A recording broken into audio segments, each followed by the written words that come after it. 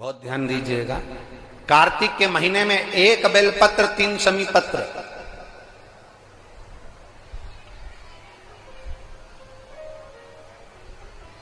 कार्तिक के महीने की दोनों अष्टमी में से किसी भी अष्टमी पर,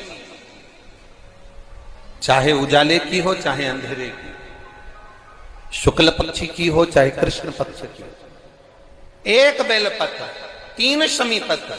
आप कभी दिल से, कभी मौका मिले हृदय से, दामोदर मास में, कार्तिक मास में अशोक सुंदरी वाली जगह का स्पर्श कर कर भगवान शंकर के शिवलिंग पर एक बार समर्पित कर कर देखना, और दूसरे वर्ष इंतजार करना कि तुमने कार्तिक महीने में अष्टमी के दिन बाबा को शमी पत्र बेलपत्र दिया था, क्या बाबा ने तेरे घर में धन और वैभव दिया कि नहीं दिया? जो स्थिति में गाड़ी चल रही थी वो स्थिति की गाड़ी तेरी पार हुई कि ना हुई?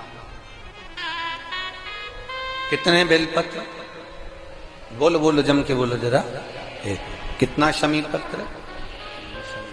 1 बेलपत्र 3 शमी पत्र।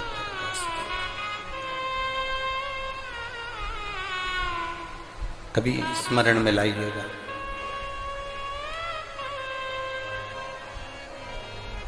बस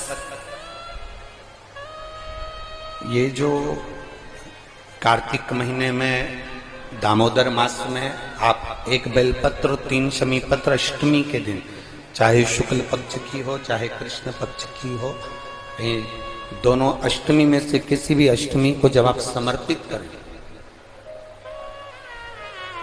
तो चंपेश्वर महादेव का नाम लेकर, कौन से महादेव? जम के बोलो जरा, सबकी आवाज आना चाहिए।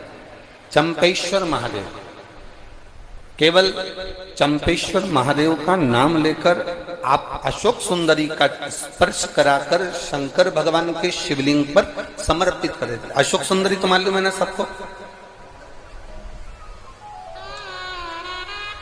जैसे ये शिवलिंग, ये जलाधारी, ये बीच में से जो 2 लाइन गई गणेश कार्तिकेय, और बीच में एक लाइन जाती है मोटी सी शिवलिंग के सम्मुख में, उसको अशोक सुंदरी का स्थान कहा गया।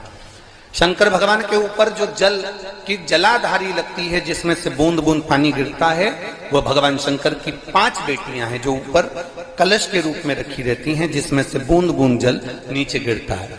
जया, विषहरा, शामली बारी, दौतली, देव, शिव जी की 5 बेटी।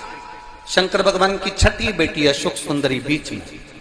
जब आप बेलपत्र 1 शमी पत्र 3 चंपेश्वर महादेव का नाम लेकर अशोक सुंदरी का स्पर्श कराकर भगवान शंकर को जब आप समर्पित करेंगे इस कार्तिक महीने में, दामोदर मास में, अष्टमी तिथि के दिन, चाहे वो शुक्ल पक्ष की हो चाहे वो कृष्ण पक्ष की हो, अष्टमी तिथि को अगर समर्पित करते हैं तो आप वर्ष भर में इंतजार कर कर जरूर बताना कि तुम साल भर पहले जितना कमाते थे, वर्ष भर पहले तुम जो व्यापार व्यवसाय कर रहे थे, साल भर से जो नौकरी के लिए प्रयास कर रहे थे, उसमें सफलता आपको अगले वर्ष की दामोदर मास आने से पहले मिली कि नहीं मिली, वो स्मरण आपके भीतर होना चाहिए।